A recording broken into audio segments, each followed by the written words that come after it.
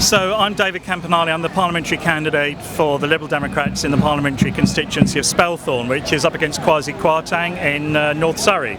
And the reason I'm at the protest today, at the end of a day's work, I've just come out in the afternoon to join with the student protests for two very good reasons. First of all, I recognise, and the Liberal Democrats recognise, that we're in a climate emergency, and that means taking issues of CO2 emissions and the burning of carbon seriously. And secondly, I just want to show that we're committed to the idea that young people on our planet have a future. It is possible to end the dangerous and damaging emissions of CO2, but that means taking the politics seriously and beginning to invest in the transition to a green economy. The single biggest thing we can do as individuals to affect climate change and reduce our impact on climate change is live a vegan lifestyle. Is that something you're aware of? Is it something that you'd be willing to transition towards? So the science around eating less red meat, eating less meat altogether is established, and that means that yes, we need to ration what we eat for the sake of our own health, but also for the sake of the planet. But I've got to explain, it is an illusion to imagine that we can move people towards a vegan lifestyle in sufficient numbers to make a significant difference when it comes to CO2 emissions. We have only till the UN scientists and the Intergovernmental Panel on Climate Change say we only have until 2030 to almost halve CO2 emissions for the planet to have a chance of staying within 1.5 degrees of warming by the end of the century. Now that means that we need to transition swiftly towards a green economy, and we need to get out of reliance. We need to get out of reliance on subsidies towards the carbon industries, towards the traditional oil, gas and coal-based energy. That means we need to end fracking, we need to end subsidies, towards the carbon-based industries, and instead invest that money in renewables. So that means investing in solar, it means investing in wind, and also it means ending the production and sale of diesel and petrol cars by 2030. Now the Conservative government have only said that they will end the sale of diesel and petrol vehicles by 2040. We need to end that far sooner than that, and the Liberal Democrats have got a commitment to see that achieved. Okay, so I mean, as far as I know, the issue with animal agriculture isn't so much about CO2 emissions, it's more specifically about methane gas emissions. Sure. From raising cows. Methane is a worse gas in terms of climate impact than CO2, but the fact is that we're still pumping out CO2 emissions at dramatically high levels. 2018 saw the highest ever recorded emissions of CO2. So what I'd like to see happen if I'm elected in this coming general election is to end the right of companies to raise capital in the City of London from which they then use to exploit carbon, whether it's overseas or in the UK. I'd like to get at the ethics as to the ethics of environmentalism and why it matters, because I see a lot of people say, we're here to save the planet. Of course, the planet in itself is just a rock floating through the universe. So I guess we care more about the conscious creatures living here, right? Sure. I mean, what is it to you that if I ask you, I know it's broad, but why does environmentalism matter? Why does the planet matter?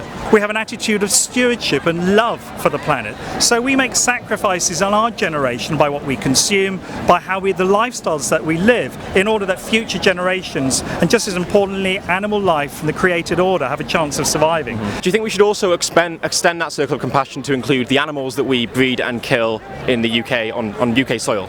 So you're asking a question about compassionate farming, and I think that's exactly got to be right. Then I think there's still a huge way to go to end battery farming in all its forms, and certain forms of export of live animals. We've got to look at all those issues and take them into account. Do you think there's an issue with the killing in itself of an animal? So if we imagine, hypothetically, an ideal life, farmer really looks after the animals, there's no hitting them or anything like that. Is there an ethical way to kill? There is, if it's a humane slaughter. I mean, there won't be farmers if they didn't kill the animals in which they raised. But then the responsibility is of those who eat animal protein is to be responsible for the whole animal in the rearing of how they're raised. So it is ethical, but also in terms of how they die. And lastly, that we actually eat the whole beast. They need to show respect for what we've raised. But there wouldn't be management of our natural world if there wasn't farming. So the challenge is for consumers consumers to work with farmers so that crops are raised sustainably without abusing the environment, without exploiting the earth, without washing away scarce soil, without using chemical nitrates on the soil. So we need to examine all those issues, because actually in many ways our food chain is poisoning us. I think you raised a really lot of important points there. I think one of which was about showing the respect for the animal by eating the whole animal. I would just say, when we're talking about the ethics of hurting an animal or killing an animal, if what we're doing isn't affecting the animal, so whether I show respect to the animal or not by eating it, it doesn't affect the actual individual. So I don't really take that into consideration when describing the morality of killing them. You mentioned how farmers could lose their jobs. I'd say that... Well, it's not just that they're losing their jobs. The environment itself is not something that has been left untouched. Where we live in the UK and in Europe, the whole environment is itself being created over centuries of farming practice and forestry practice. And so we have to recognise that there's a partnership between the farming industry and consumers in terms of ensuring that we have a diverse wildlife, and we have maintained a sustainable agricultural system that actually makes it possible for plants for agricultural production to be guaranteed for the future. Right. Do you not think we could still have plants and grow plants without the killing of the animals? Yes. And that could be environmentally sustainable? Yes. Right. So I guess the issue then comes down to the killing of the animal and whether it's ethical. You mentioned a humane slaughter. What would that entail? What would it look like exactly? I know that's a tricky question. I have no experience in this area, so I'm not even going to judge it. But the point you're driving at is there something unethical and immoral by slaughter of sentient animals? And I'm saying that there is a difference between human life and animal life. I believe that there is one of consciousness and moral accountability. So humans make ethical decisions. You're asking me ethical and moral questions. Now, you can't apply those to animals. They apply within our own sphere. So there is already, you've created in this conversation, a ethical dynamic. Right. And I'm saying that merely reflects the assumptions that we've been living under ever since humans have lived the planet. So here's the thing, we don't need to believe that the chicken is of equal value to us in order not to kill a chicken.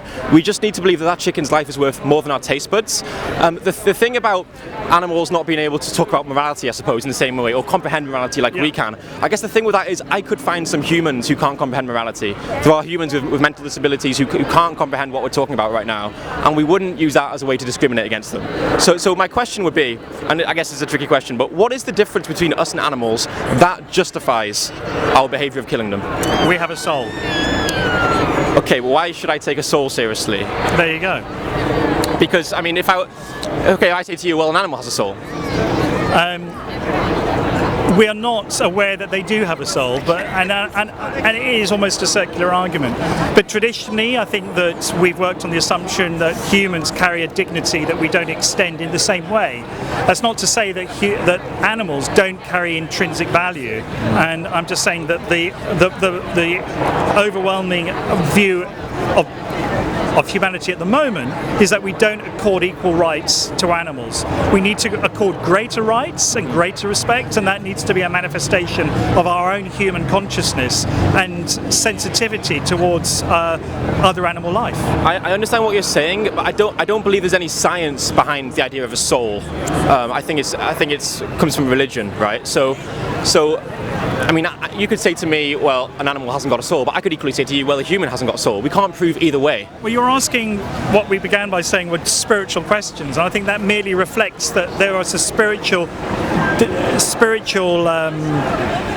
aspect to life that we need to actually get closer in touch with, not less in touch with. I mean, it's just a matter of record that the very first animal rights manifesto ever written was written by a retired vicar living in Kingston upon Thames 2.5 centuries ago. We know that there's a biblical tradition that accords rights, and we know in the UK that the strongest contribution to our ethical foundations comes from the Judeo-Christian foundation. situation. And I think that I find compelling. It resonates with myself, and it certainly has given me my own ethical outlook in life. Sure. So I think the thing is with Holy Scripture that it was written in the time of necessity, when people had to eat these products to survive. Or they didn't have Tesco's, Sainsbury's, all these supermarkets, all these alternatives. Yeah. So I think the question becomes, if we've got the alternatives, how do we morally justify killing an animal for taste, for sensory pleasure?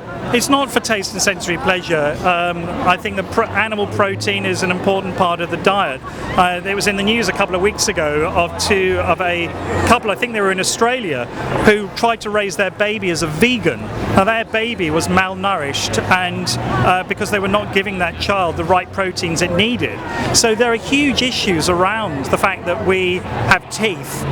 We've evolved to rely upon meat protein. Now you're asking a deeper question, that is, should we be relying in the same way? And the answer, and I would share with you, is this idea that actually we need to be less reliant on animal protein and more committed to using plant protein instead. So actually with you on that issue, and it's about dialoguing with the farming community and consumers as we shift towards a greater reliance on plant protein instead of animal protein. But it's been wonderful speaking to you, and thank you very much. Can I make one more point before you go, just in response? Yeah, sure. Sure. So I think that there is that example of the people raising their children as vegan, and the child was ill. The thing is, we can find those examples on either side. For every one vegan child, I can find 1,000 non-vegans who are unhealthy or killed, with chicken nuggets, whatever. Exactly. Yeah.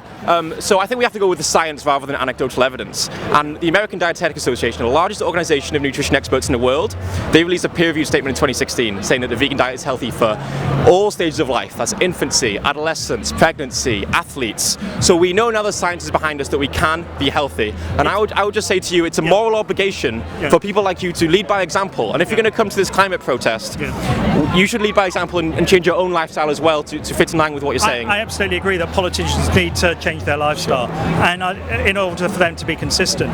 But there is yet to be agreement on this question of animal protein. Actually, we're at this climate protest. It's about having a sustainable agriculture and obviously cutting CO2 and methane emissions. So what we know is that we need to move out of reliance on animal protein towards plant protein.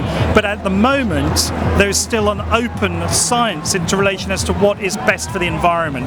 So there isn't an open science about whether we can be healthy without animal protein. The NHS, all these organisations have come out and said you can be healthy as a vegan. We're talking about CO2 emissions and that's why we're on this protest. But you agree with me in saying that the consumption of animal products is unnecessary for you and me? I'm saying that it's our current consumption of animal products at the levels in which we are doing is unnecessary, and that is about as far as we're going to agree. But it's been wonderful. That's a politician's answer, but thank you very much. Really good to talk to you.